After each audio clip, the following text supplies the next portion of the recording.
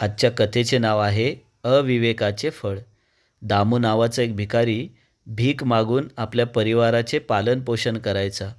आठवडा बाजाराच्या दिवशी दामूला जास्त भीक मिळायची आणि मग जास्तीच्या पैशातून तो एक लॉटरीचे तिकीट विकत घ्यायचा.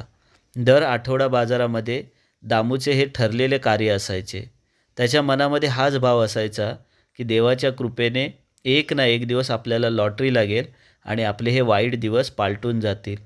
आणि खरंच हो, एक दिवस देवाच्या कृपेने दामूला लॉटरी लागते. लॉटरीचं ते तिकीट पाहून दामू खुश होतो आणि आपल्या घराकडे लगबगीने जातो. दामूची पावले घाईघाईने आपल्या झोपडीकडे वळू लागली.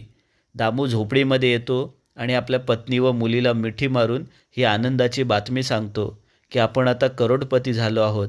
आपले वाईट दिवस संपले आहेत. आपल्याला लॉटरी लागली आहे. हे ऐकून दामूची पत्नी व मुलगी देखील खुश होते. आणि अचानक दामूची नजर आपल्या झोपडीकडे जाते. आपल्या झोपडीतील ते दारिद्र्य पाहून दामू एकदम नाखुश होतो. आपल्या पत्नी व मुलीला हात धरून तो झोपडीबाहेर आणतो. त्याची पत्नी व मुलगी त्याच्याकडे आश्चर्यकारक नजरेने पाहत असतात की दामू हे काय करत आहे. त्यावेळेस दामू त्यांना सांगतो की आपल्या दारिद्र्याची ज्या खुणा आहेत त्या खुणा आता मला ठेवायच्या नाही आहेत.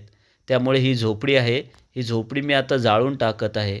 आणि क्षणाचाही विचार न करता दामू त्या झोपडीला आग लावतो आणि जोरजोराने हसत असतो की माझ्या जीवनातील दारिद्र्य आता संपून गेले आहे. आणि मग अचानक त्याची नजर त्याच्या अंगावरील कपड्याकडे जाते आणि मग त्याच्या मनामध्ये येतं की माझ्या अंगावरील कपडे देखील माझ्या दारिद्र्याच्या खुणा आहेत. मग आपल्या अंगावरील ते शर्ट काढून दामू त्या जळणाऱ्या झोपडीमध्ये ते शर्ट देखील टाकून देतो आणि जोरजोराने हसत असतो की आता माझे वाईट दिवस संपले. आणि मग जोरजोराने हसणारा दामू अचानक जोरजोराने रडू लागतो. हे पाहिल्यानंतर त्याची पत्नी व मुलगी देखील आश्चर्यकारक नजरेने त्याच्याकडे पाहू लागतात. त्यांच्या मनामध्ये भाव येतो की याला इतके पैसे मिळाले म्हणून याला वेड तर लागलं नाही ना, कारण आता हसणारे जे दामू अचानक रडू का लागले आहेत. म्हणून त्याची पत्नी दामूला विचारते की काय झालं, आता तर तुम्ही जोरजोराने हसत होतात आणि आता तुम्ही रडताय का. त्यावेळेस तो दामू म्हणतो की माझ्या हातून एक चूक झाली.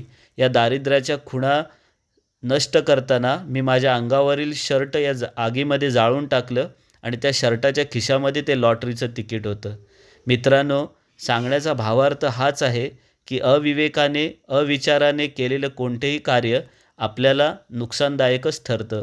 म्हणून कोणत्याही परिस्थितीमध्ये आपण विवेकाने शांतपणे हर एक गोष्ट करायची आहे.